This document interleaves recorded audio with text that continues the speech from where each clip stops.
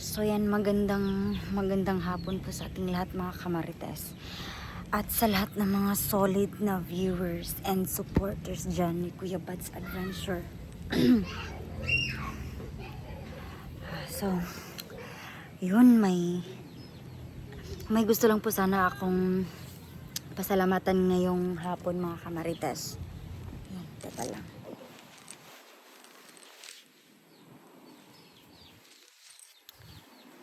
So yun, kakapanood ko lang ng video na na-upload doon sa YouTube channel po ni Kuya Bad's Adventure mga kamarites.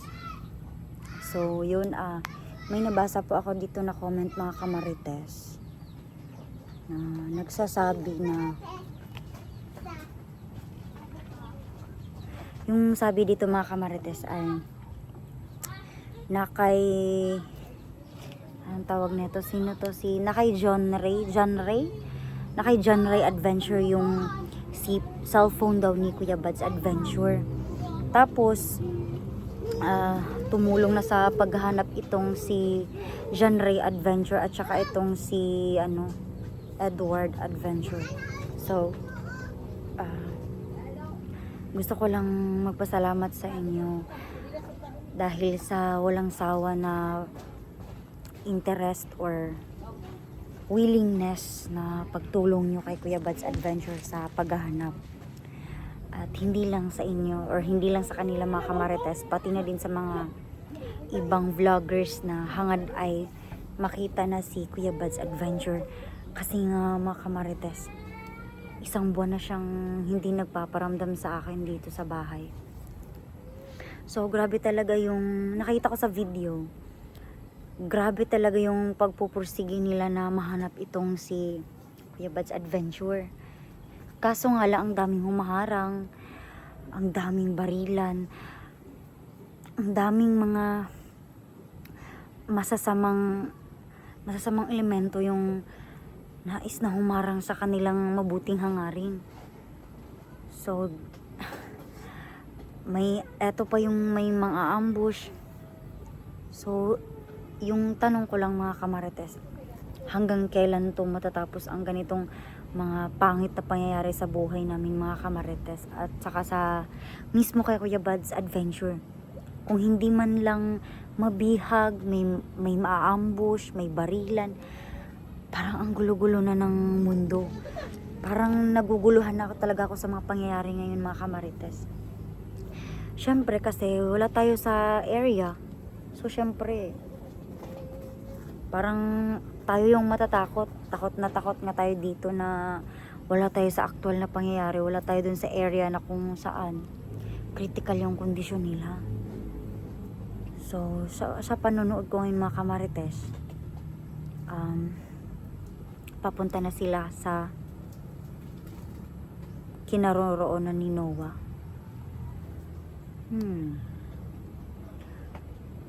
Grabe talaga yung effort ni John Ray Adventure mga kamarites at saka itong si Edward. Parang handa silang magbuwis ng buhay para lang makita or mahanap nila si Kuya Bad's Adventure. So talagang tumatanaw sila ng utang na loob kay Kuya Bad's Adventure, and that's a great news mga kamarites na mababait pala sila na tao. So talagang dito mo masasabi mga kamarites na yung tunay na kaibigan ay masusubok mo talaga sa oras ng kagipitan. So talagang dumaan na sila ngayon sa pagsubok mga kamarites. Hindi ko pa na panood ng buo yung full video mga kamarites kasi nga nakakatakot.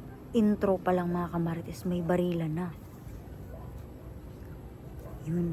So, maraming salamat pala sa mga solid na mga supporters ni Kuya Bad's Adventure, ni John Ray at saka ni Edward Adventure mga kamarites. So, sa mga solid na supporters dyan ni Kuya Bad's Adventure, paki-like, share, and subscribe po sa kanilang mga YouTube channel mga kamarites. Kasi sobrang proud ako sa kanila. Habang nakikita ko sila sa video, talagang genuine talaga yung feelings nila for Buds para para maligtas nila, para mahanap. So, dito naman sa bahay mga kamarites, yung mama at papa ko, nag-alala na sila ng todo kasi nga, iniwan kami dito ni Kuya Buds. Naiwan kami kumbaga, I mean, mag-ina kami dito na naiwan sa bahay. Na, tapos, sabi ng papa ko, nasa na si Kuya Buds Adventure kasi isang buwan na siyang wala dito. So, sino ba naman yung parents na hindi maghahanap sa kanilang anak?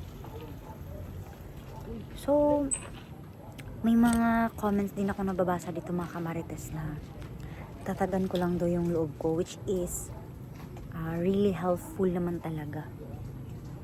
So yun, papanoorin ko muna saglit mga kamarites. So yun, maraming salamat din po sa solid nyo na prayers. Kasi nakita ko dito sa video mga kamarites na grabe talaga, todo talaga yung pagdarasal nila para sa kaligtasan ni Kuya Buds. Yun, and isa kong ipinagpapasalamat mga kamarites ay itong si Buddy. So willing siyang magbago. So may nabasa din ako na comments mga kamarites na everybody deserves a second chance, and which is true naman mga kamarites. So talagang sa sitwasyon ngayon mga kamarites, feeling ko talaga na ang daming nagmamahal kay Kuya Buds Adventure, and parang sobra kong parang hopeful tayo mga kamarites na ang sitwasyon ngayon mga kamarites ay magiging okay ito lahat one day. Hindi man ngayon, but soon. So yun.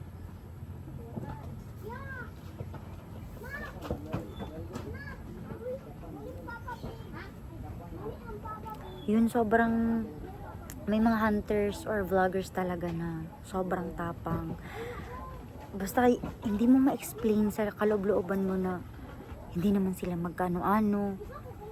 Tapos willing silang mag-sacrifice, willing silang magbigay ng effort, ng time, willing silang mag-endure mga kamarites para mahanap nila si Kuya Buds Adventure.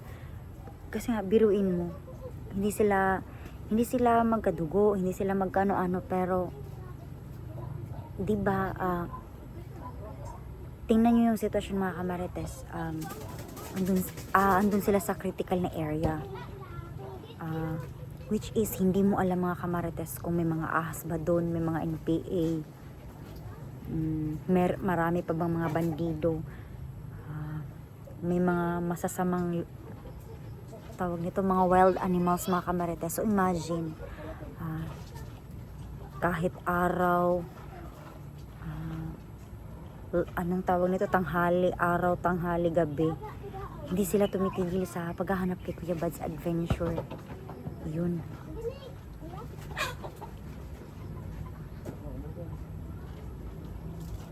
Ayan, hindi po talaga tayo magsasawa na magpasalamat sa inyong lahat mga kamarites, kasi daming mga comments, positive comments, and also prayers kasali na doon.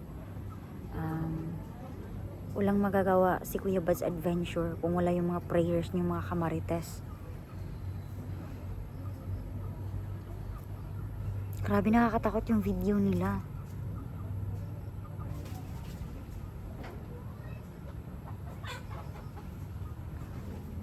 So, itong si Buddy, ano kaya mukha ni Buddy mga kamarites? So, comment down below mga kamarites kung gwapo ba siya, or ano ba yung itsura niya.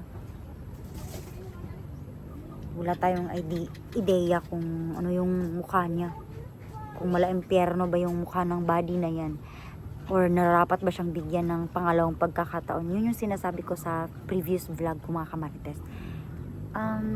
Sabi naman ng mga ibang commentators or other supporters, sabi naman niya, hindi naman niya nagbibili sa itsura, as long as na magbago, may second chance. Kaya nga, yun yung palagi nilang sinasabi sa akin.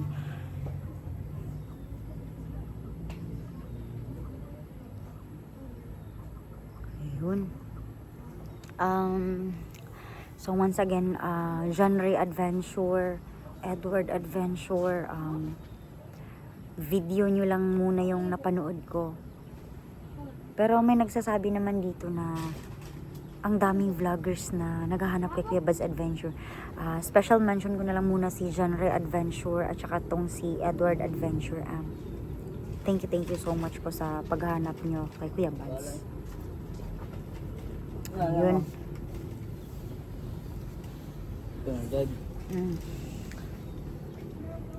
Load ka, di money live. Wala akong kwarta. Isa. Yun, wala tayong pera mga kamarites, pero may magnanakaw dito sa tabi ko, Diyos ko.